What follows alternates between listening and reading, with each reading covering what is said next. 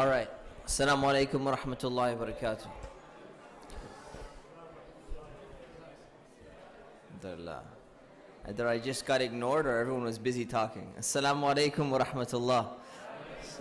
All right. Alhamdulillah. Bismillah, alhamdulillah, wa salatu wa salamu ala rasulillah, wa ba'd. So before we begin, one disclaimer and one question.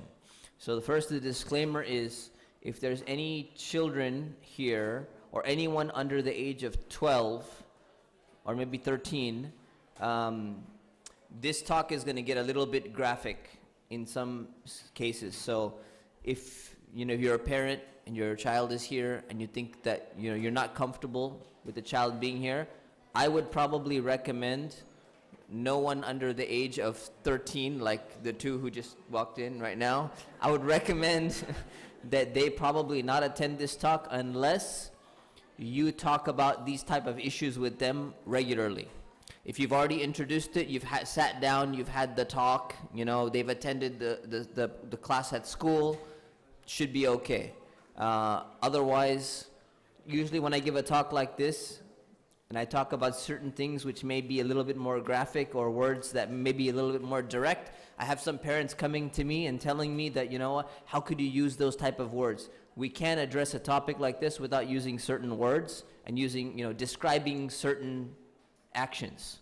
So if you're uncomfortable with that, please, it's better that you're not there. What happened? We lost the computer screen? Okay. Can you help with that? So, all right, thank you. So that's what I recommend, inshallah. So that's just a disclaimer there. If you're comfortable though, if you talk to your 7-year-old, and you're open with them about it, that's perfectly fine, inshallah. Second thing is, normally in Islam, we're supposed to use more reserved terms. When Allah subhanahu wa ta'ala in the Quran talks about, intercourse and things like that, He uses terms like entrance and coming together and touching and these words. So normally it's a good part of our culture to use more reserved words. But because this is a presentation specifically on the topic, we're not going to be using reserved words all the time. So I'm just letting you know, we shouldn't always talk like this, but we're going to talk like this because of the issue that we're discussing today, okay? So before we begin, quick question. How many of you are pretty clear on your understanding of homosexuality? You pretty have a good understanding, you're pretty confident about your own perception and your understanding? Just raise your hand, please. Okay. How many of you are kind of a little bit confused, you're really not sure, you've not made up your mind exactly on how to look at this issue, and you're kind of trying to figure it out? Just raise your hand, please. Okay. All right. So for the online viewers, just so you know, that was like about 85%, they got it, and 15% or so, maybe 90-10 or 85-15 are still interested in trying to figure out, trying to work things through. Okay, so inshallah, bismillah ar-Rahman ar-Rahim. So the topic, the title actually of this talk that I had given a few years ago was Islam and Homosexuality, Drawing the Lines. And what I mean by drawing the lines, and lines plural specifically, is because on this topic we have certain things which are clear-cut in Islam and certain things which are scholarly understandings. They're not 100% clear-cut. And it's very important to draw the lines in terms of what is 100% clear-cut, what is right and wrong per se, and what is an explanation or an interpretation, or there's some flexibility in certain aspects. So that's technically the title of the talk, and that's why I called this talk Drawing the Lines. What are we going to cover? First of all, we're going to cover why this issue is important. We're going to talk about the gay rights movement, how it affects us, what the Quran really says about this issue, whether it is a choice or not. Is it a private issue, or should it be, should the public interfere in these type of things? Discrimination that takes place and reverse discrimination, and can someone be a Muslim and gay at the same time? And then some conclusionary notes, and then we'll open it up for questions. Okay? And I'll just remind you now and remind you again, when it's question time, questions do mean questions. So we don't want to have like people giving like talks or speeches during question and answer time. Comments can be done to me personally after the program, inshallah. All right, so why is this issue important? So, first of all, there's a generation gap in the way that the issue of homosexuality has traditionally been understood. This is what's happening right now. So, the way that things work is that for most people, most of their framework about the world and the way in which they understand the world, it usually gets shaped when they're young, when they're going to school, when they're going to high school, when they're going to college. That's the vast majority of people's education. And after that, some people read books here and there, some people watch some movies, they get influenced by media a little bit, but most ideas about the world are usually shaped in those formative years. So if you grew up in the 80s or before that, okay, 70s or 60s or whatever it may be, think about what type of world you were growing up in when it comes to homosexuality. First of all, you were not growing up seeing any movies or any TV shows that show gay people in a positive light. You're not seeing relationships where, you know, there's a gay couple and, you know, they're just, you know, they're the heroes of the story or something like that. You don't find that taking place. You find that the majority of people around you, their perception of homosexuality was that it's gross, that it's a perversion of nature. You grow up with some statistics. 56% of Americans, when surveyed in 1977, said that homosexuality is something which is acquired through either social conditioning or through the environment in which you live, versus 13% who said that this is the way people are born, and the rest said we don't know, right? So we're talking about people whose understanding of the issue was that this is something that people are choosing or they're being conditioned to become in a certain way, and that flips in the next generation, okay? We're talking about a generation where, according to the APA, the American, you know, Psychiatric Association, they have listed in their DSM-1 and DSM-2 homosexuality as a mental illness. So imagine growing up in this generation. And for this generation, that group of people growing up in the 80s, or you could even say 90s and prior to that, for them, for Muslims, this was something that's clear-cut haram. There is no debate. There is no discussion. There will not be a single article that is written where someone actually says, well, I beg to differ. You know, I think we should need to, you know, relook at the Quran. We need to reinterpret certain things.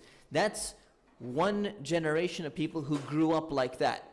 How many of you would describe yourself, say, yeah, that pretty much describes the way that I grew up? Okay. Then we got people growing up in the 21st century.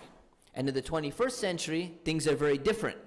So what's being presented is that the moral framework of a relationship is, as long as you have two adults that are consenting, the relationship is fine. It's moral. As long as the relationship doesn't harm anyone directly, the relationship is moral. The understanding that when it comes to homosexuality, people should not be ashamed to be able to express their sexual preferences and their sexual feelings in public is something that they're growing up with. The idea of what's called born this way, right? The Lady Gaga song and, you know, all of the other ideas that come along with that. This is something that people are growing up listening to on a regular basis in the songs and in the movies that they're hearing. And on a regular basis, you have celebrities coming out of the closet and they're seen as heroes and they're portrayed in the media, right? Why? Because they've broke the stigma that's associated with homosexuality and they're congratulated. The president or some, you know, important politician will call them and congratulate them and say, you know, you've done a great job by coming out. So imagine growing up, the people who grew up in this era and the people who grew up in this era. Their perception of this issue is shaped by the way that they grew up. It's shaped by the media experiences, the educational experiences, the social experiences that they have. And that's why my personal opinion on this is something when it comes to the Muslim community that parents and their kids, they're not seeing eye to eye on. They have a very different way of understanding things. Even if they both understand, even if they both say, okay, at the end of the day, okay, we're going to accept the same thing, but their way of dealing with this issue, their way of understanding this issue is different because of the environment in which they grew up. And it's very important to understand that before we even start to approach this. Because you're going to find that people who grew up in the 21st century, this generation, you know, the younger generation, their understanding is shaped by their environment, and likewise the previous generation is shaped by their environment. So that's something from the beginning. Time magazine wrote an article a few years back. This is old, actually. I'm putting all this old stuff out there. They said Islamic orthodoxy and traditionalism is being challenged on the issue of LGBT inclusion. LGBT means lesbian, gay, bisexual, and transgender. That's become the term, but we're specifically talking about LG here, all right? Not the technology brand, all right? So, okay, HP is trying to invade our space here, all right? So, LGBT inclusion. A progressive Muslim movement is forcing Muslim debate and discussion on the limits of tolerance and inclusion. And so this is something that non-Muslims are writing about several years back, saying that, hey, Muslims are being pressured now. They need to start, you know, thinking about how they're going to approach this issue and how it's going to affect other people. So the reality is, what's going on here is that, wow, HP, mashallah, they're persistent. All right, alhamdulillah. So this is not an issue like pork, okay? Rarely would you ever find the Muslim community saying, you know what, when it comes to pork, you know, we should take a look and see whether pork is really prohibited in Islam. Why did Allah prohibit this? What's the wisdom and the reasoning behind it? Most Muslims have a clear understanding. We don't eat pork. That's just the way it is. That's the way you grow up. You check, you know, ingredients for gelatin. You check in, you know, you make sure that there's no pork in your food. That's pretty clear cut. But this issue is not like that issue, right? Pork is one thing.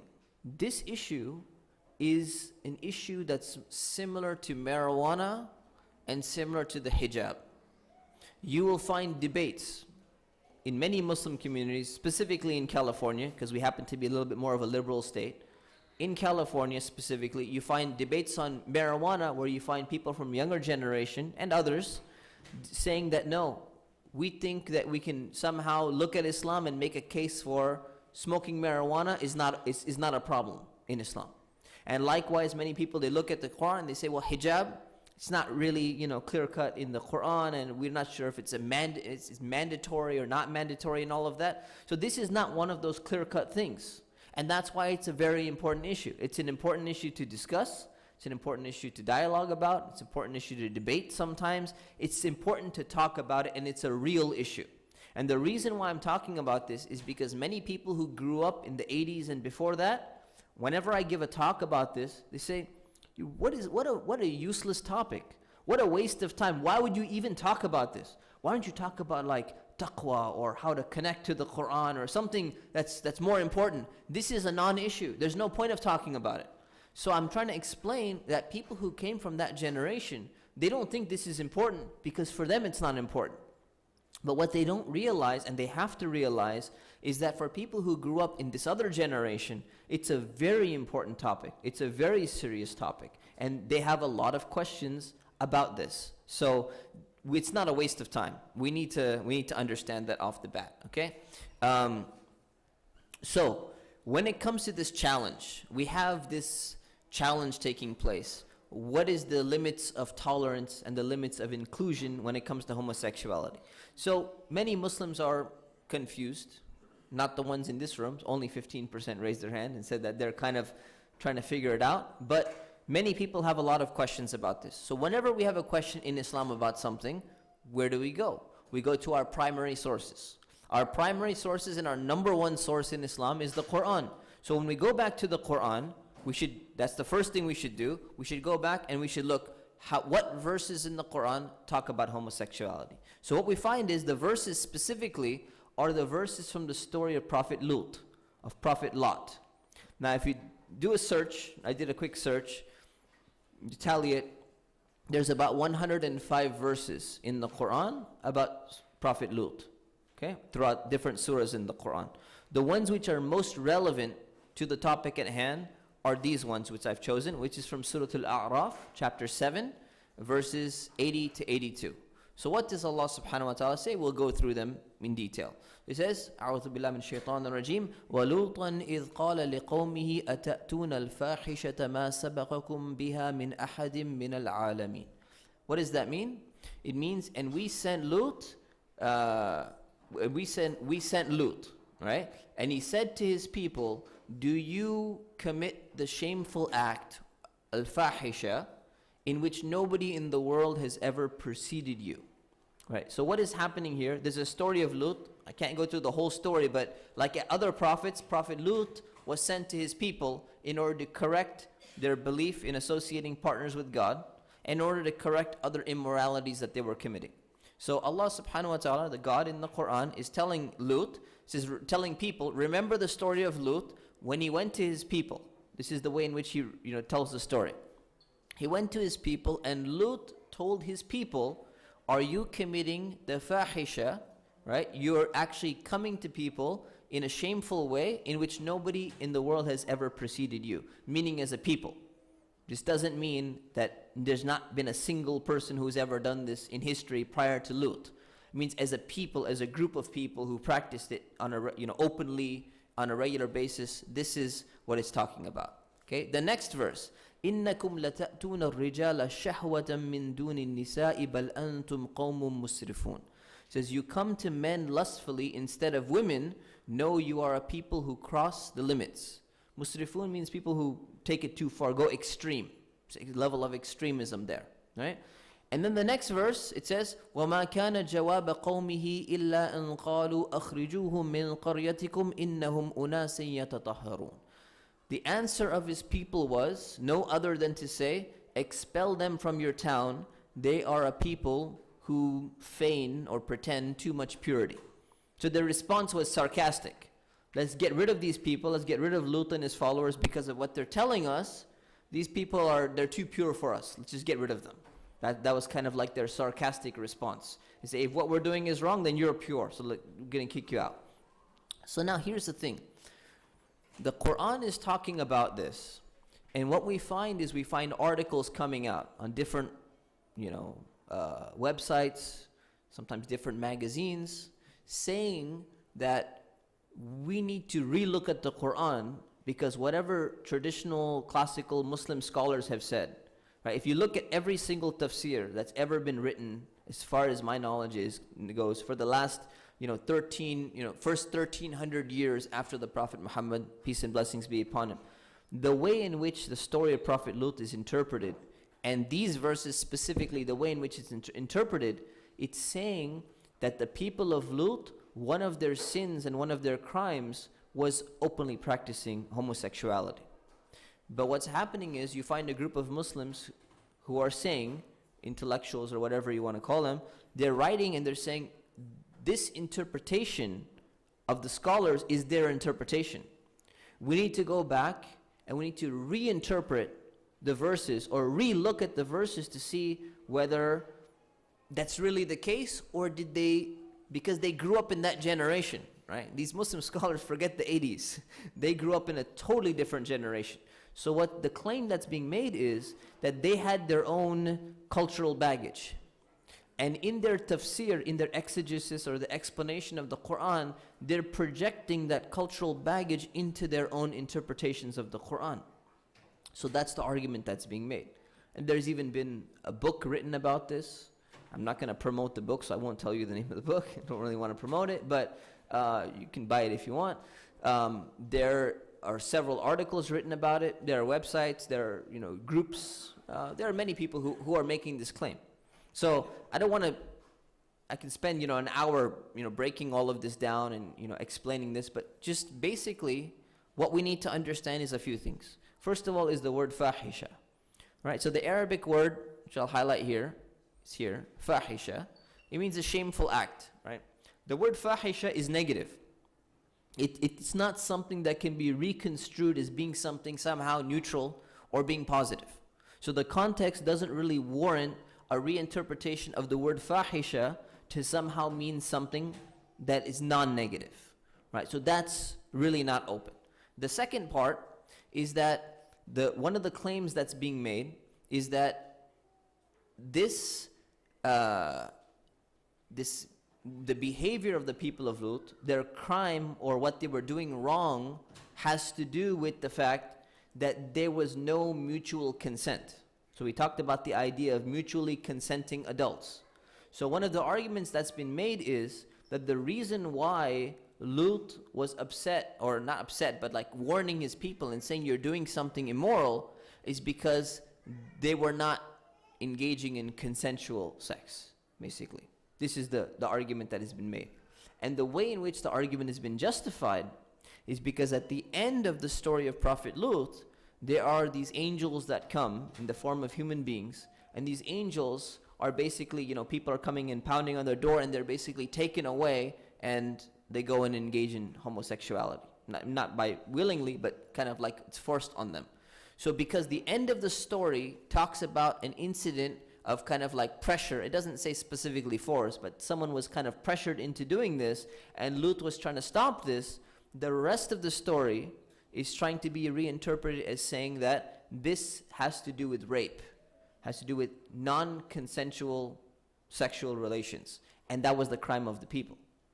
The problem with that is that if you look at only those verses, and you don't look at these verses, and you don't look at the entire story as a whole, there's an inconsistency in that type of reasoning, which is why nobody throughout history has really given an interpretation like this. So we have to come back and ask ourselves the question. The question is, when we're trying to understand or reinterpret the Quran, are we trying to reinterpret the Quran with the intention of trying to figure out what God really meant? What's called intentionality. What was the intention of God in this story? Or is the intention to try to read in our own understanding of the world, or our own values, our own perspectives? And what you'll find, this is interesting, what you'll find is that these are two legally recognized forms of interpretation when it comes to secular law. So when it comes to the US Constitution, there are two madhabs, there are two schools of thoughts, right? The two schools of thoughts are, do we care about the intention of the framers of the United States Constitution when we're looking at what they're saying and we're trying to interpret it? Or do we not care and say, this is the language that we've agreed to follow, and it doesn't matter what the founding fathers had originally intended. We don't care about their intention. We don't care about what they had originally planned. We like these statements, right? Freedom of whatever religion, freedom of this, all of that's right to bear arms and all of that. But we're going to interpret it the way that we want to interpret it. It doesn't matter what their intention was. So this is something that's recognized legally in the field of law. But the question is, should we apply that framework to the Quran as well, to religion as well? If we do, it's somewhat problematic, because then to what extent are you saying that this book is from God and I'm trying to figure out what God is saying, if you're saying, no, I'm just going to go and read in whatever makes sense to me or whatever I think is going to be right. So this is something that we need to understand. So the root cause of sin, what did it have to do with rape? Did it have to do with consent? This is an issue that's actually being debated seriously today. And it could be further debated. We could have an entire presentation on this. We could have made the whole presentation on this, but I want to talk about other things as well. How many of you have come across this argument, real quick? With raise of hands. Who has come across this argument? Okay. Who actually read the entire article when you came across the argument? Outside, just randomly coming across, you actually read through it. Okay. All right, so about 5 people. All right. The second argument, you read through it? Oh, I thought I saw another hand here. Did I see another hand? Go. Okay, 5. All right, so the second argument is that circumstances have changed today, right? Is that homosexuality was a problem in the past. It was something, bad in the past, but now circumstances have changed. Who's heard this argument before? Anyone? Heard this argument? Okay. So the question is, what has changed exactly? Right? So when circumstances change, the only way in which a reinterpretation of the Quran is going to happen is that the Quran is not being reinterpreted. The word of God is not reinterpreted, but it's reapplied. Right? So in Islam, you have what God is saying to us, right? This is the Quran. And you have what the Prophet is saying to us. This is the hadith, right? Peace be upon him. But how you apply this in a society will change with time and place. And that's something that's established according to all Muslim scholars. But the thing here is, how do you change the application of something which is defining what is moral and immoral? Right? So that's why this is not something that I really understand where it's coming from. People are saying things have changed, but what do things that have changed, how does that affect the interpretation of what is considered to be moral and immoral? And how is that changed? Maybe if you have some suggestion, we can bring it up during the Q&A session. So these are the two main arguments that I've come across right now. So when it comes to that, we have to understand that this is the part in Islam that is clear-cut. What's clear-cut is basically, if we understand this part and we understand the rest of the story of Prophet Lut, we understand without overstretching the meanings or anything like that, that what the Quran is saying, what Allah is saying, is that the idea of engaging in sexual relations with the same gender is considered to be sinful. It's considered to be something immoral. That's the part that is clear-cut. Now the rest of it is what's called ijtihad. Ijtihad means that scholars apply their best understanding of trying to understand the rest of all of these things. So we're going to talk about why. Why is it considered sinful? And we're going to talk about, is it natural? And if it's natural, then why is it still sinful? And if it's not natural, then what if is it acquired? And to what extent is it acquired versus all of that stuff is ijtihad. And ijtihad means that scholars trying to exert their best understanding to understand the wisdom behind these things. Right? So that's the part that's clear-cut. The part that I'm presenting now is my understanding of the issue and the understanding of many scholars. So if there's a mistake there, you can fault me. You cannot fault Allah subhanahu wa ta'ala for that. So that's why I said drawing the lines. Okay? There's a few different lines that need to be drawn. This is the first line that needs to be drawn. When it comes to Islam, when it comes to the Quran, the issue on the sinfulness or the morality of engaging in the practice of homosexuality is clear-cut to be prohibited and immoral. That's the framework of Islam. The rest is going to come now. So now, first question is it a choice? Right? This is something that is a significant source of debate and confusion among people. Like I said, people who were growing up in the 80s and prior to that, their understanding was this is something which is acquired.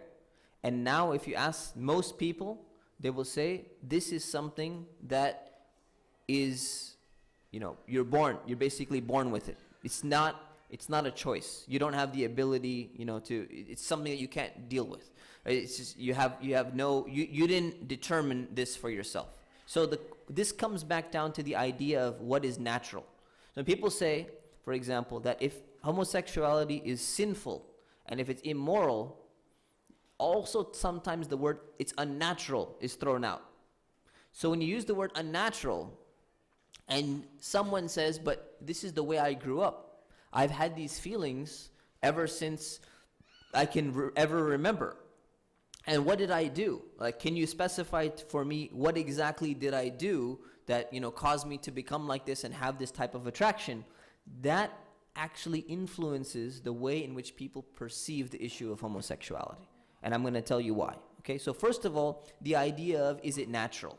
Right? The idea of if you feel this way. So the word natural is used incorrectly.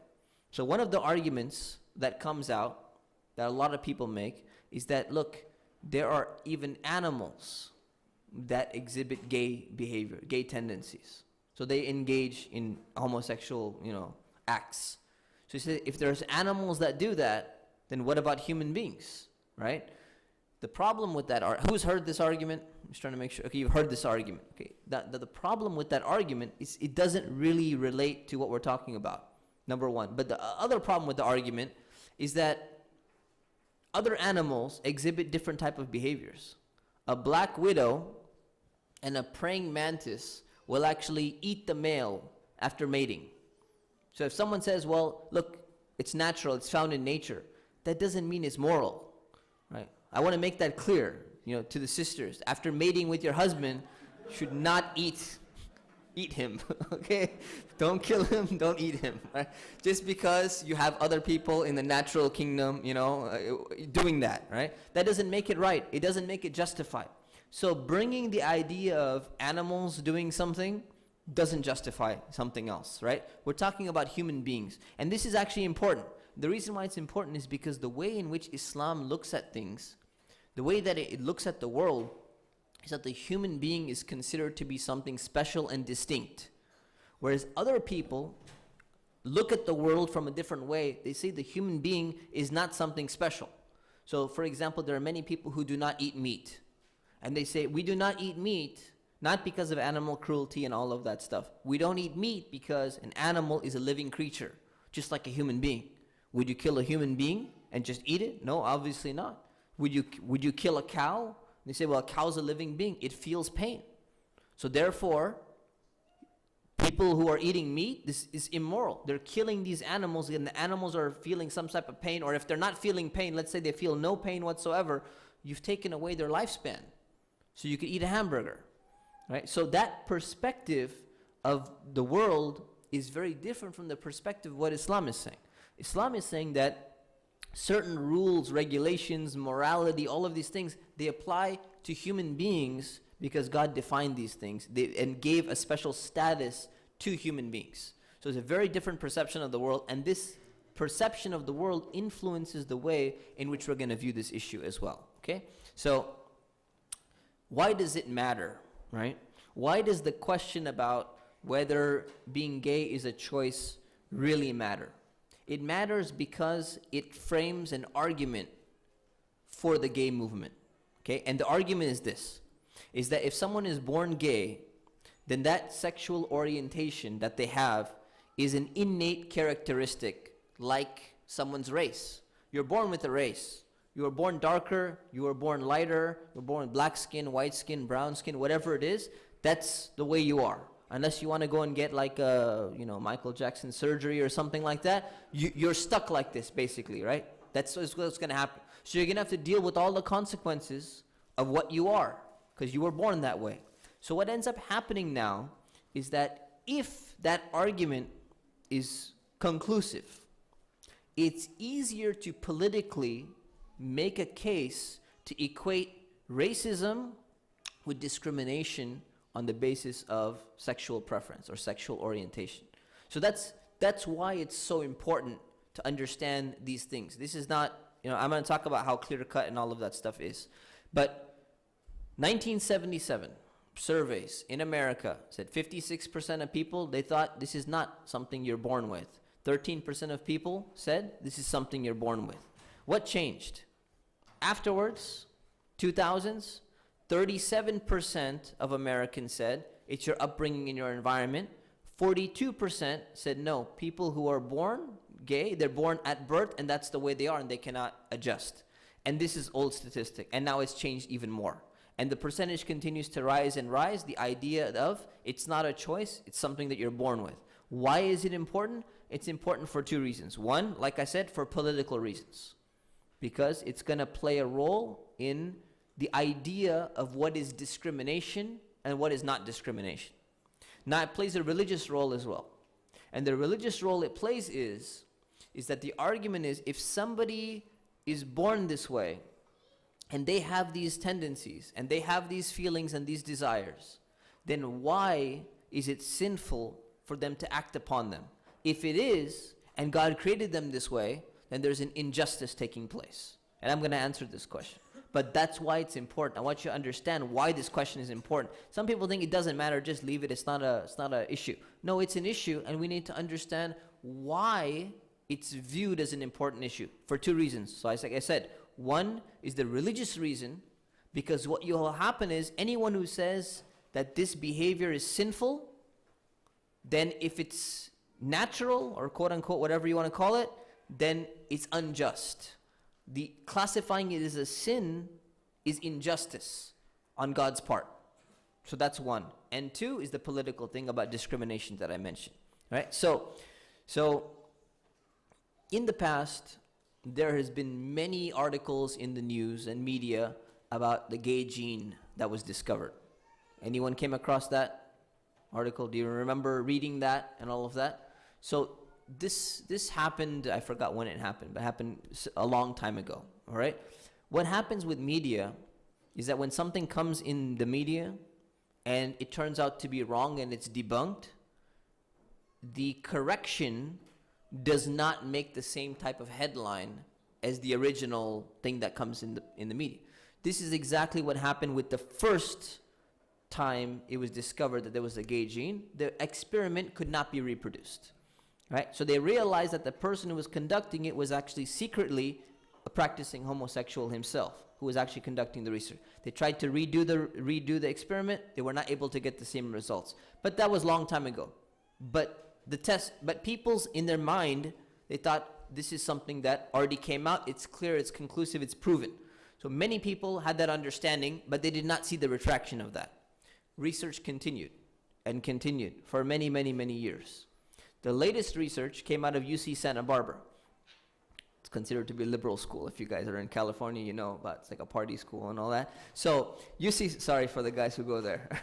So UC Santa Barbara recently came out with the latest, and they said, we cannot conclusively say that there is such thing as a gay gene. We cannot identify it. We cannot know for sure if this is the case. We leave it at, we're not sure. That is the official position at the moment, is that we're not sure. The American Psychological Association is very clear on this. They say that there is no consensus. I have the quote here somewhere. There we go. They said there is no consensus among scientists about the exact reasons that an individual develops a heterosexual, bisexual, gay, or lesbian orientation. And this is, as far as I know, up to date. Right? It has not changed. Right? So this is the standard position. But what I want to emphasize is that this medical scientific position is not the position that's in the minds of many people. Right? For in the minds of many people, they think that this is a decided issue. Research has already come out, it's clear cut. You know what, people have said that they feel this way, and this is the reality of things. What's happening is there's a movement within the gay community that is saying the opposite. And they're saying that we were not born this way. We chose to be this way, and it was a conscious decision that we made, and we're very happy with our decision. What has happened to those people who made the statement? Ostracized, criticized. Why? Openly shamed. Because that statement in and of itself is detrimental for the gay rights movement on a political spectrum, politically, for the reasons that I explained why, the whole discrimination thing and all of that. So there is, I want us to understand this very clearly. There is a scientific perspective, there is a religious perspective, and then there's a political perspective. And if we don't see these three different perspectives on this issue, we're going to be very, very confused. And the political perspective influences people's perception of what the scientific perspective actually is. So we have to understand all of these things, and in turn, it influences the religious perspective, and vice versa, all around. So it's important to understand that, okay? Again, the American Psychiatric Association, I mentioned this part already. In 1973, they removed homosexuality as a mental disorder from the DSM-2 and didn't make it into DSM-3. They had a paper explaining their reasons for why they removed it. And in that paper, they mentioned the exact same thing, that we did not remove it because we think that our research has somehow concluded that this is something that people are naturally born with. And you can read the paper. The paper is there. Right? So it's important to understand kind of the history of how things have changed, how things are classified versus declassified, and all of these things. Okay, now that's one side. Now coming back from an Islamic perspective, right? From an Islamic perspective, even if people are born with the tendency to do something, what does Islam say about it? What about watching pornography? Okay, watching pornography is not something that's allowed in Islam. If you didn't know that, I just want to clarify that. It's not something that's allowed in Islam. But is it natural? Is it something that people are naturally attracted to, that they're naturally inclined to? Absolutely. Men specifically, like I mentioned in the khutbah, right, spend billions of dollars looking at pictures and videos of women who wear very little clothing. That's how you sell products. That's something that people are just naturally inclined to. It's natural. But does that mean, does that mean that because you're naturally inclined towards it, you do it? No. So the Islamic perspective is that you may be naturally inclined towards drinking. Someone who's been a drunk, and let's say they're a drug addict, for example, then they accept Islam and they're told you're not supposed to do drugs anymore. You say, well, you know what? I'm already addicted to it. What am I supposed to do? You're supposed to resist. You're supposed to stop yourself. Now, there are many other things as well, which I'll come to, but let's see if I'm coming to them. I'll just mention it now. There are many other things that we don't like to talk about. We don't specifically bring up, but we have to bring them up. Okay? So our culture affects the way we view things. There are two things specifically that are still generally viewed by most people as being gross, quote unquote, or being immoral to an extent. One of them is incest. Okay? So incest means having a relationship with your close family member, your sister or your brother, your mother or your father, right? These type of incestual relationships, right, are generally considered by a lot of people to still be kind of off limits. Shouldn't be done for such and such reasons. But it's changing.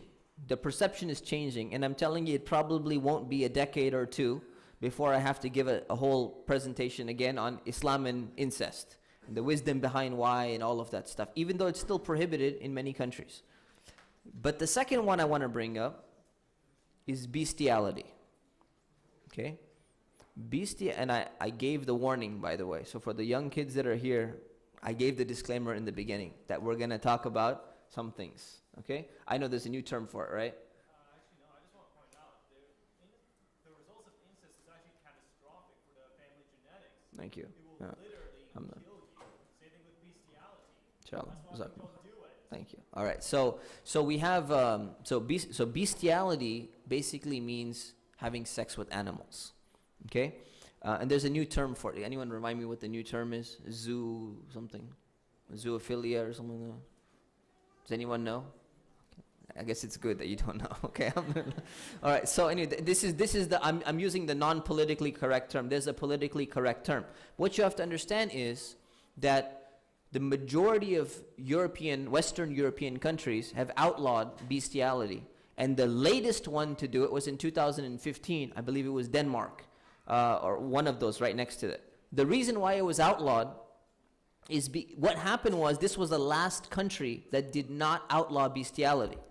So what ended up happening is that this became a place for sex tourists to actually go to farms to engage in this behavior. I'm not making this up, right? And you'd be surprised at how prevalent the behavior is, right? It's very prevalent. This happens on a very large scale, and this is not a new thing. This is historical. You do some research on it and you find that this has been happening in many civilizations throughout history. This is a reality. Again, when we look at that issue and we look at this issue, it's very important to understand whenever we're talking about sexual desires, we're so used to the word orientation and we're used to, certain framework that we have to think through. We're talking about sexual desires and how they get manifested. Are these things natural or they're not natural? Right? Is bestiality natural or it's not natural? Depends on how you define it, right?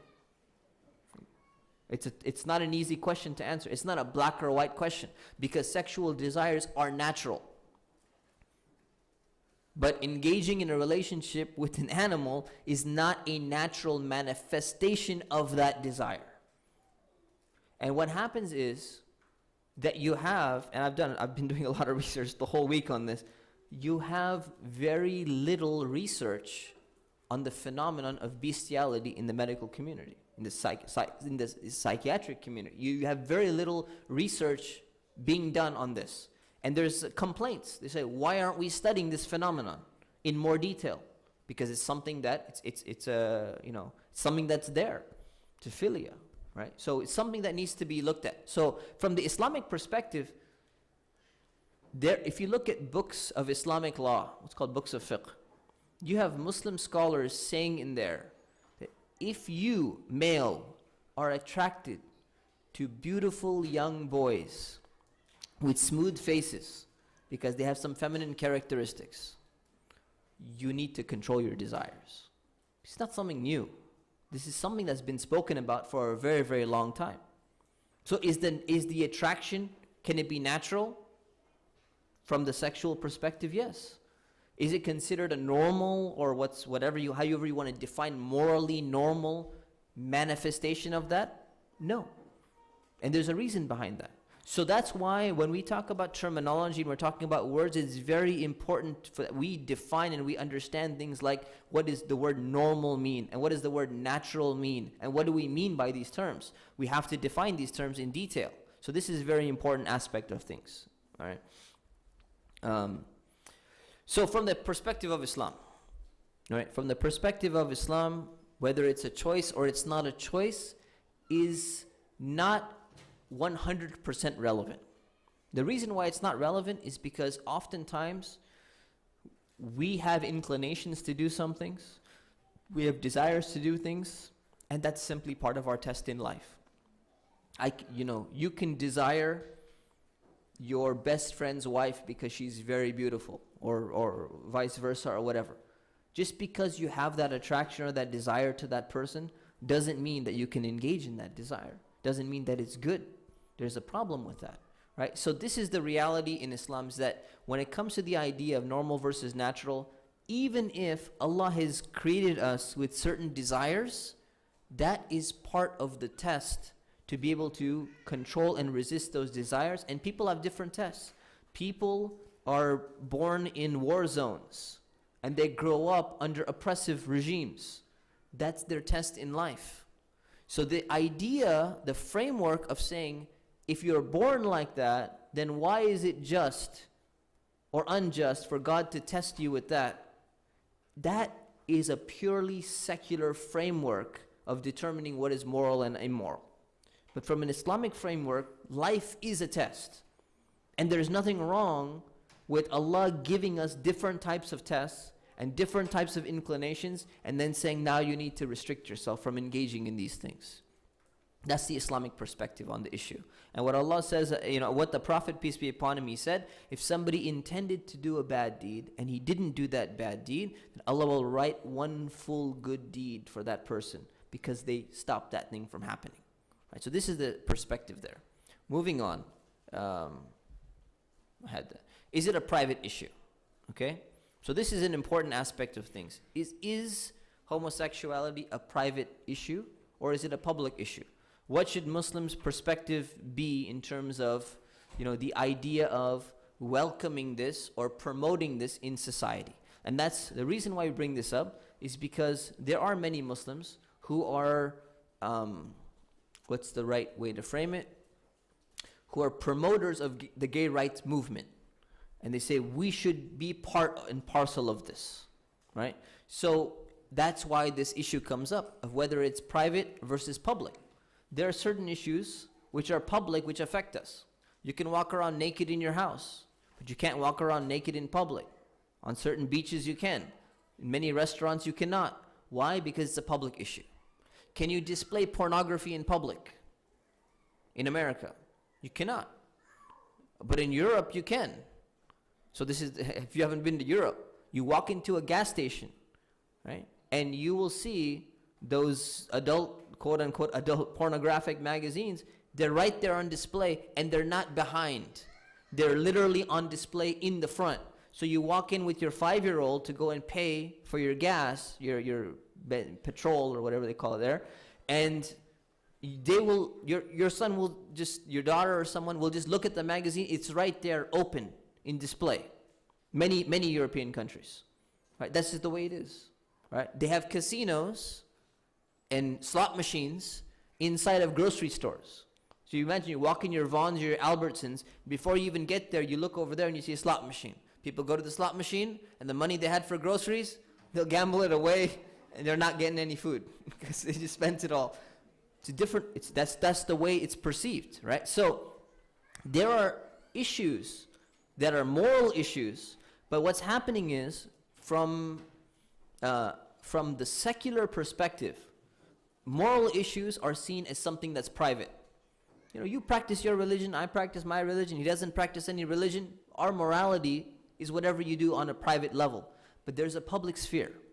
And morality affects the public sphere. The same way nudity affects the public sphere, pornography affects the public sphere, gambling affects the public sphere. All of these things affect. So if you had to vote and have to decide, should we legalize prostitution or should we criminalize prostitution? Is prostitution legalized in Orange County? Is it like a red light district or something like that? No.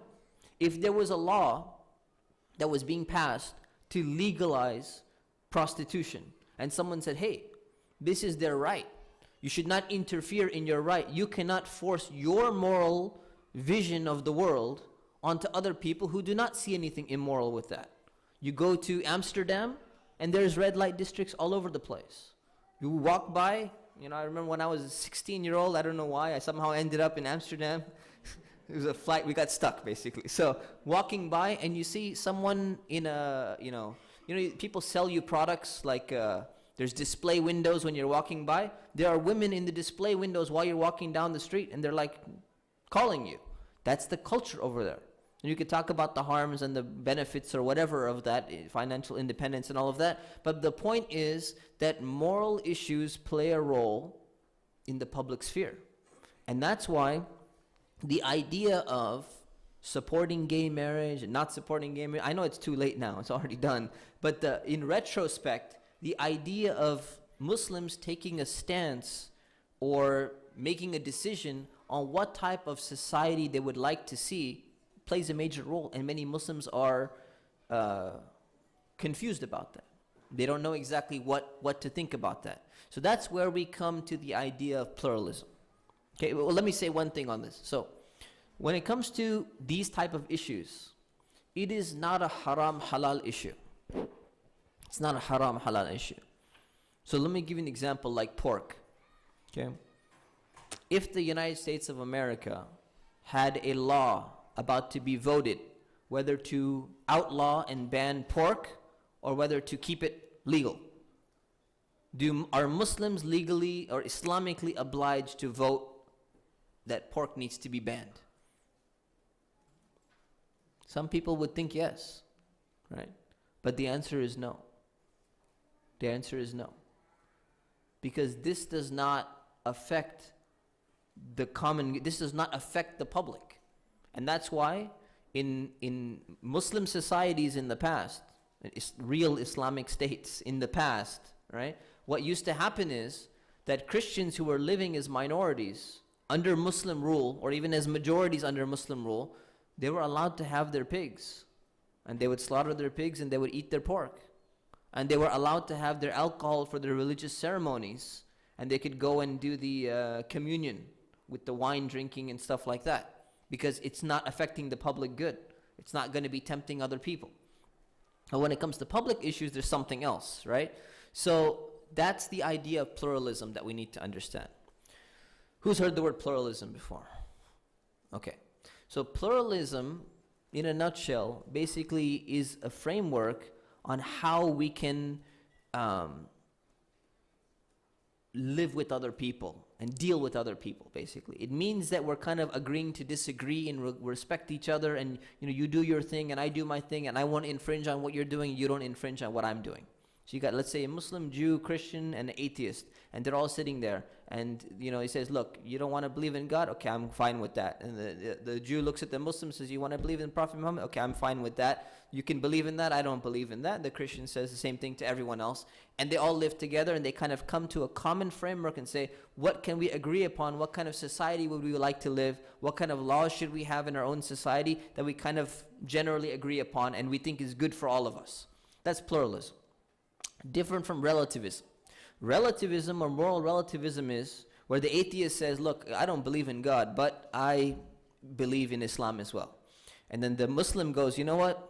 I don't believe that Jesus is God, but I also accept the Trinity that you're believing. And the Jew looks at both of them and says, I also believe in Jesus and Muhammad, although technically I don't believe that they're prophets, but I accept them. Something is wrong with that framework. There's a difference between pluralism in the sense that you maintain your truth, your understanding, your concept of truth, but you're willing to deal with other people in certain ways. That's what pluralism is. And that's what this idea of the gay marriage and, transgender bathrooms and all of these things, it all comes back down to how should pluralism be defined, right? To what extent or what level do we want to regulate what's there in the public, and how is that going to affect our society? How is it going to affect our family? How is it going to affect our culture? How is it going to affect our city? All of these things we need to understand, okay? There's no need to spy on people. If they're doing something privately in their home, they can do whatever they want, right? But in the public sphere, it's going to affect everyone else, so that's where it comes back into. So when it comes to this issue, like I said, it's not black or white. It's not black or white. So there have been some Muslim scholars, very few, but some, who actually said that we can make a case for Muslims supporting gay marriage. How? Right? Someone will think, how? How can they say something like that? Well, what they're saying is this. They're saying this is an issue of the public good, what's called maslahah. So the maslahah for them was that right now, the idea of one man marrying one woman is a Christian conception of marriage. And what that's going to do is, if you look at what's going on with the, Republican Party and, really, far-right conservatives, they're not being the most responsible when it comes to other issues, right? So we see there's a problem there. So what he's saying is, by actually overturning the idea, the conservative Christian idea of what marriage is, and by removing government's interference into what marriage is supposed to be, we will actually be able to secure more religious freedom for minority groups. So he's saying that's a framework. And of course, the counter response to that is that there's actually potentially more harm that can result from that. Because what's going to happen is it will normalize the behavior on an even greater level, on an educational level, on a discrimination level and all of that, and now people's right to free speech to say that they do not approve of this behavior is going to be more and more restricted with that type of thing. So that's the argument. The vote is not there anymore, so it's done anyways, but that's the framework, that's the way that it was happening. So that's the idea of gay marriage, common good, all of that stuff, private issue. Keep in mind, when I say gay marriage, I'm not talking about between Muslims. So when it comes to Islam, marriage is not allowed between people of the same gender. So it's not going to happen where someone comes into, where's Shaykh Faqih? I know he's hiding here somewhere. All right, he was around.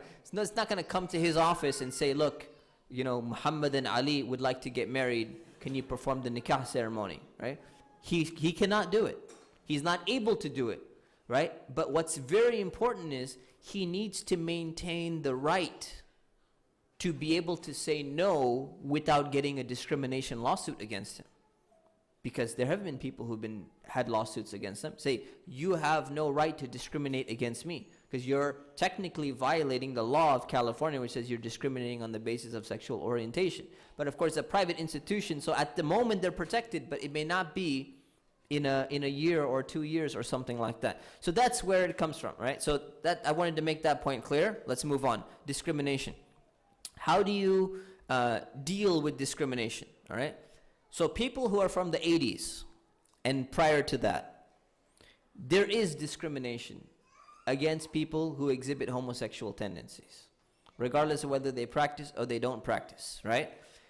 The question is that justified in Islam? Is that something that should be happening? So let's take an example. Someone is a prostitute.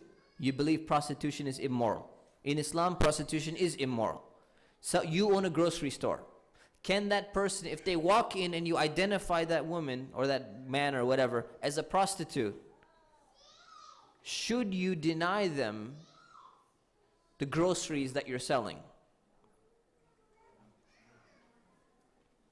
There's no basis for doing that.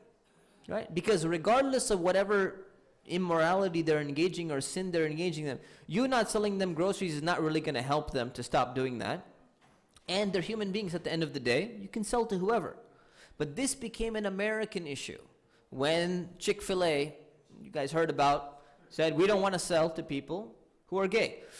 And then there were protests and counter-protests and all of these things. This is not something that's there in Islam. So what we have to understand, I want to really make you understand this, is that this whole debate in America between, between one side and the other, between conservatives and liberals on homosexuality, it's not so much our debate in the sense of Muslims. We're kind of in the middle somewhere. You have people like this saying, we're not even going to sell you our products. And on the flip side, you have the opposite. And they're saying, you know what? We should, we should be able to have gay marriage. We should be able to sue you for discrimination. We should be able to do all of these things. So this is not an issue from that perspective, okay? That's the first point. The second point is, when it comes to Muslims, we're not supposed to go and abuse and insult people who are engaging in something that we consider to be sinful. So we're not supposed to, because they can change. They can maybe become better than you, right? So in insulting people, looking down upon them, all of that, it's not supposed to be there in Islam. That's discrimination. And you can work with people who happen to be engaging in whatever behavior, whether it's alcoholic or someone is drinking alcohol or doing whatever it is. You can engage with them on issues that you agree with, and there's nothing wrong with that. Okay, so I wanted to make that very clear. There's also something of, there's also reverse discrimination. So this is a problem as well. So discrimination is a problem, but reverse discrimination is a problem as well. So if you wanted to bake a cake, you're a baker, and someone invites you and say, I want you to make a cake, and I want you to put, Mary and Aisha on the cake together because they're both getting married, right? So you say, okay, well, this kind of violates my religious belief because I feel that this is immoral and now I'm promoting a certain type of behavior. It's not that I'm not selling you groceries, but I'm promoting a certain type of thing. You want me to cater to your wedding? I don't feel comfortable catering to this wedding. Now you have discrimination suit against you. That's one case. Firefox. Who uses Firefox browser? No one uses the Firefox browser? You use Chrome nowadays? Okay, so, all right. I use all four, so that's fine. Alhamdulillah. So Firefox is a browser. It used to be Netscape, Navigator, and all that. So back in the days, right, when you only had two choices. This is a company called Mozilla. The CEO of Mozilla was forced to resign from his company in 2014. Why? He didn't make a single statement against homosexuality. He didn't make a single statement against homosexuals. But he donated to a cause which was supporting the prevention of the gay marriage law in California. And because of that, he was basically pressured so much to resign from his position. And that's a type of reverse discrimination. You cannot even say, unfortunately, you cannot even say that, you know what, I would like to support this law, or I support, the idea of family, or whatever it is, whatever my definition happens to be. That's a problem. So reverse discrimination is also a problem. They're both problems, right? And lastly, there's a difference between accepting a person and accepting the practice of a person, right? So I don't want to keep going in this. I need to move on. All right. Can I be a Muslim and gay? Okay, I want you to understand. I worded this question specifically like this. All right? Can I be Muslim and gay? All right? So the thing is, it's yes. And the reason why it's yes is because if someone, let me explain two things to you. There's something called same-sex attraction. Someone is attracted to someone of the same sex, same gender. And there's engaging in the practice of homosexuality. Okay? These are two separate things. But what we need to understand is these two separate things, right? One of them is considered to be sinful, the other one is not sinful. SSA, same-sex attraction, having the feeling is not sinful unless you act upon it. Acting upon it is sinful, but it's not kufr. It's not disbelief. the person still remains a Muslim. This is something that's important to understand. So it doesn't make a person a disbeliever. All right? But when someone says, can I be Muslim and can I be gay? If you mean, is it all right and it's not sinful and there's nothing wrong with engaging in the practice of homosexuality, then no. Then you're talking about something else. That's why you have to be very careful about the wording. Because many people, they've asked the question to different scholars. They say, is there a place for gay Muslims in the masjid? So what do you mean by that? Is there a place for them? Right? It can mean two things. Meaning that are people who identify as that, engage in that, are happy with that, they went and performed a marriage or whatever it is, can they be part of the Muslim community? Can they pray? Can they attend FFN? Can they attend our archery event tomorrow? Can they do all of these things?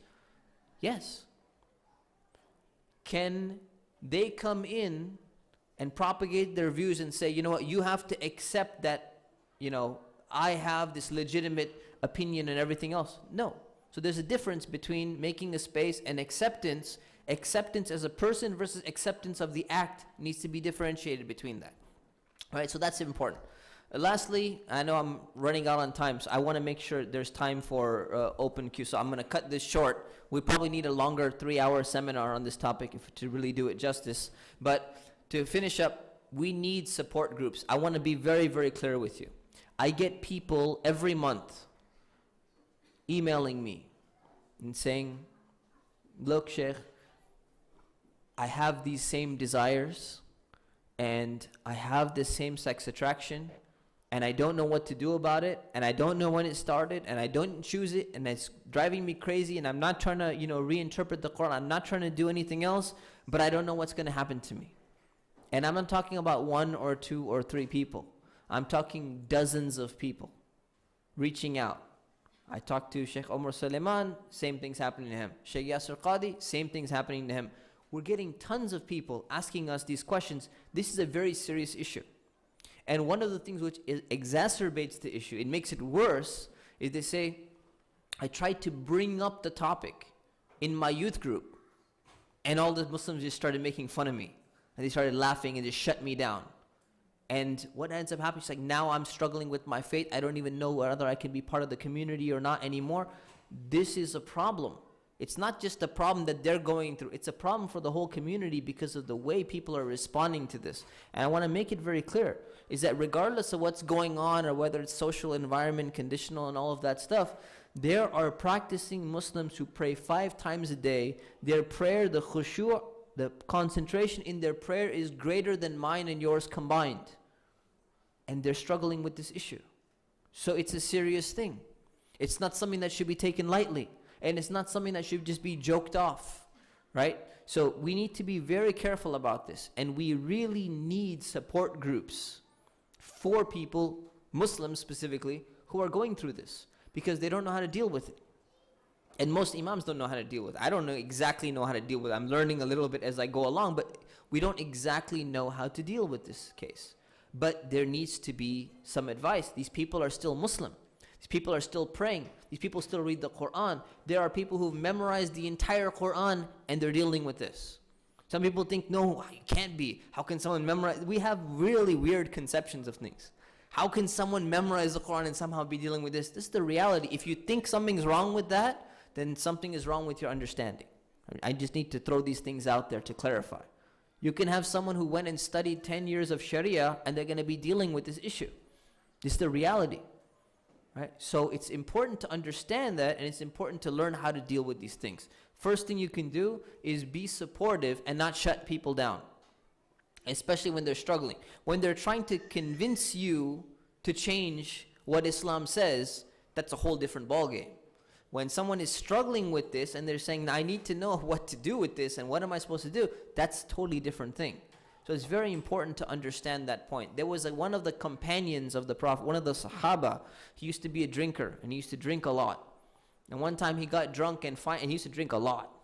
So one time he got drunk and the other Sahaba, they brought him in and they started cursing this guy. And the Prophet ﷺ stopped them. He said, don't curse him. He loves Allah and His Messenger. So this guy has a drinking problem. Yes, we're not justifying his drinking problem. He's got a problem. but that doesn't negate everything else. And our job is to support people like this. So we need to adjust our attitude when it comes to this. All right? Conclusion, and then I'll open up to questions. This is a very serious issue. Take it seriously. Number two, we need education on this issue. Because if, I'm speaking to a more elder generation, if you think that because you grew up a certain way, then all of a sudden your kids are automatically going to become that way, it's simply not going to happen for all the reasons that I mentioned at the beginning. It's a different generation. It's a different influx of information that is being presented. It's a different culture. There needs to be proper education and discussions on this. Like I said, support is needed, and a few things we need to start practicing from the Prophet ﷺ. Because again, we don't know exactly for sure how this happens. But we know that there are certain measures that we're recommended to do, which we're generally not doing. So here's some advice I want to give you, right? The Prophet, peace be upon him, said, order your children to pray when they're 7. Discipline them when they reach the age of 10 for prayer. And separate their beds. Now, prayer is very, very important at a young age because it helps establish strong faith. But separating their beds at this age is basically saying that you don't leave them in the same bed. They have a separate bed. Now, we could reflect upon this for a long time. Think about the wisdom behind that, and you'll see that this plays into what we're talking about here. The Prophet, peace be upon him, said, young men, whoever is able to should get married, and whoever cannot should fast, and that will be a protection for him. So the idea of fasting and learning to control our desires, we live in a society where we act upon our desires as quickly as possible. You have Tinder app and you keep flipping through different people, looking. I know you guys are laughing because you do it, right? People are doing it, right? You have people, they want a different flavor. They want a different phone. They want to upgrade something. They feel like they have to have something right now. So when desires are out of control, it affects all the type of desires that you have that are out of control. And lastly, Allah teaches us in the Quran, do not ascribe purity to yourselves. وَلَا تُزَكُّوا أَنفُسَكُمْ. People are struggling with this issue. They're dealing with it. Don't think that you're better than somebody else. In the sight of Allah subhanahu wa ta'ala, someone who struggles with this may be much higher than you because you don't struggle with the same thing. Inshallah. We're going to open it up for questions, inshallah. We have some microphones. We have our youth, alhamdulillah, on the microphone. I want to help and encourage the youth to do what we generally do during question time. So we really need only questions. Only questions. If I don't see a question coming, I'm going to have to stop you, and I'm going to help the people who have the microphone to be able to take the microphone away from you. Because I know people who are elder, they're going to be like, this young person, they can't get the microphone away from me. I got your back, don't worry. Go ahead. So just to clarify, you brought up the example of, Ali and Umar, I believe it was. If they go to a sheikh, they cannot get married. However, say they chose to get married in the state of California. California would recognize them as a married couple. Does that mean that they would no longer be considered Muslim? No. No. I'll repeat that for the, does the question go on the live stream or no? Okay, so the question was, Ali and Umar go to the masjid and the imam says they cannot get married, so they go to the state of California, they get married from the state of California. Are they not Muslim anymore? The answer is no.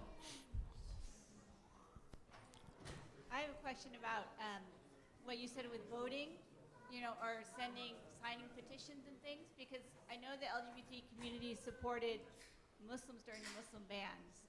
They spoke up against that. So when we get things, we're getting all these petitions now. Something like today I got one with Trump, and he banned transgender, I believe, in the military. So asking you to sign that. As a Muslim, should you sign that or not?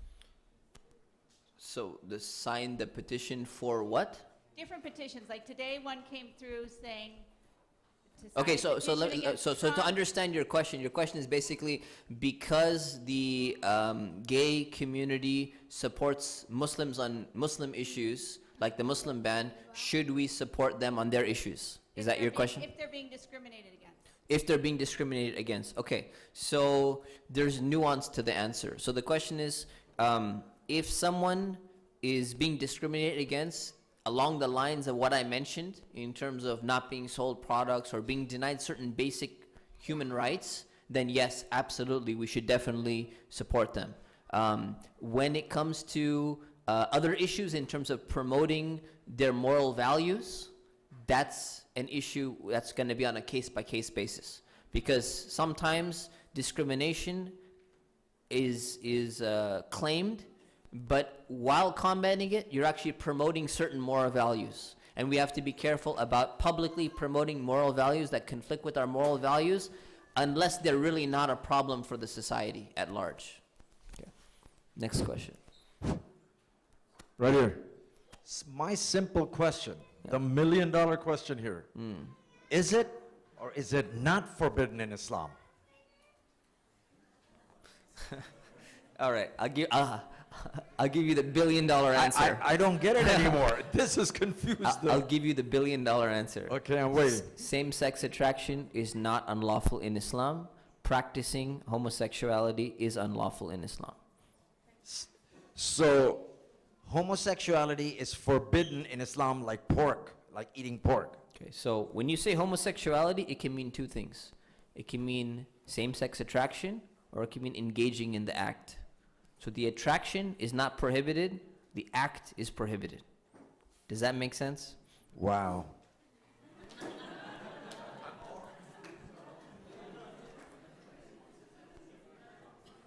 Who understood that answer? Just raise your hand.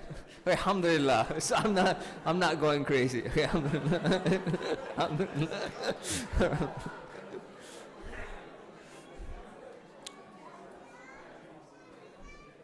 Next.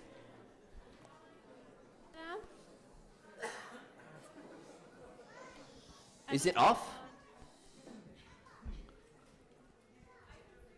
Okay, go ahead, speak loud. What does it mean as a Muslim to be an ally to the LGBT community, yeah. So what does it mean as a Muslim to be an ally to the LGBT movement or IQ or it keeps going? So what it means is when you're an ally, you need to define what you mean by being an ally, right? Does that mean that you're going to support every single cause that group promotes, right? And if that's the case, then it can be very problematic because you're promoting certain moral values which are actually probably going to affect you as a person and affect your family or affect the society as a whole. So some things are going to be fine and some things are not going to be fine. So it's on a case-by-case basis. That's why when we ally with people, we should not ally with them in general. Like we don't say, we're going to ally with Christians on every Christian cause. That's not the case, right? If a Christian is being discriminated against, if a Christian is going through poverty or something like that, we can ally with them on that. We should never ally with any group on all of their causes as a group. And that's very, very important. It should be on a case-by-case basis, on a specific incident-by-incident basis. Assalamu alaikum. Okay, you said same-sex attraction is okay, and acting is haram. Okay, that's what I hear. I think. Okay, let's say you selling whiskey is halal, or you drinking whiskey is haram. Can you make clear explanation? I'll take your example, okay? Being attracted to whiskey is halal, and drinking whiskey is haram.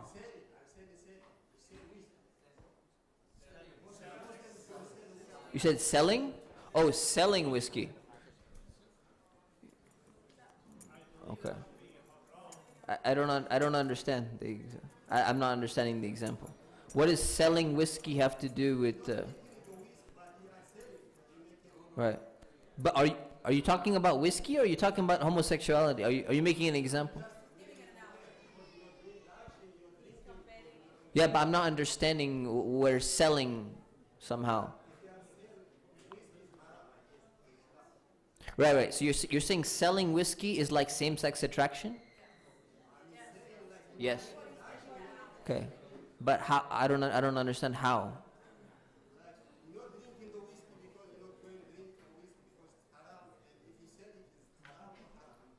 Yeah, it's haram. You should not sell whiskey. Yeah. Okay, let me ask you, is being addicted to whiskey but not drinking it, is it haram? Is it haram to be addicted? You're craving it, but you don't drink it. Is it haram? It's not. That's the same issue. Inshallah. Next question. Assalamu alaikum. Alaikum assalam. This is more of a hypothetical question, but what is the main difference between punishing somebody and the criteria for punishing somebody for committing zina, and the punishment for somebody committing a homosexual act in Islamic law? Okay. So what is the criteria for punishing someone committing adultery versus someone committing a homosexual act? So scholars have actually differed on this. And the main difference is, many scholars have said it's like adultery. So you're engaging in something outside of the realm of marriage, it's the same punishment as fornication or adultery. Imam Abu Hanifa and Ibn Hazm and others, their opinion is that this is not the same. It's actually a lesser of a penalty because it's not considered to be intercourse, technically. So they viewed it as something different than intercourse. So the penalty is just a discretionary punishment, whatever, it could be a slap on the wrist or a glance or a look or something like that. So it's actually less. So there's a difference of opinion on that. Last question, I'm sorry. They're waiting to pray. Okay. So this has to be I'll stick around. If anyone wants to ask me questions afterwards, I'll stick around after the prayer, inshallah. No sisters? No sisters that haven't asked any questions yet? There's a ton of brothers, so. Okay. Assalamu alaikum. Alaikum assalam. So, when you said in Islamic perspective, is homosexuality a choice or not? You said that it depends. So I said in Islam, is homosexuality a choice? It's not clear cut. It's ijtihad. The ijtihad of whether or not it's a choice. We don't know for sure. Right, so having the desire is not a sinful act, but doing the act is a sinful act. That Right. means it is a choice of a person to do that act or not. So to me, according to Islam, it is a choice then. What I meant same-sex attraction, whether that's a choice or not. Does that? Even doing the act, Right. to me, it seems like that it is a choice of a person. If I have the desire, then that's great. But if I do the act, it is my choice to do the act or not. No, you're right. Doing the act is a choice. What I meant was, is same-sex attraction a choice or not a choice? Is that clear? Yeah. Sorry, that's it. We gotta end. Okay, inshallah. So we ask Allah subhanahu wa ta'ala to give us a deeper understanding of this issue and to purify our hearts. Ameen. Subhana rabbika rabbil izzati amma yasifun wa salamun ala al-mursaleen walhamdulillahi rabbil alamin. Assalamu alaikum. Part two, yes? Raise your hand. Okay. All right. Anyone interested in a discussion on transgenderism?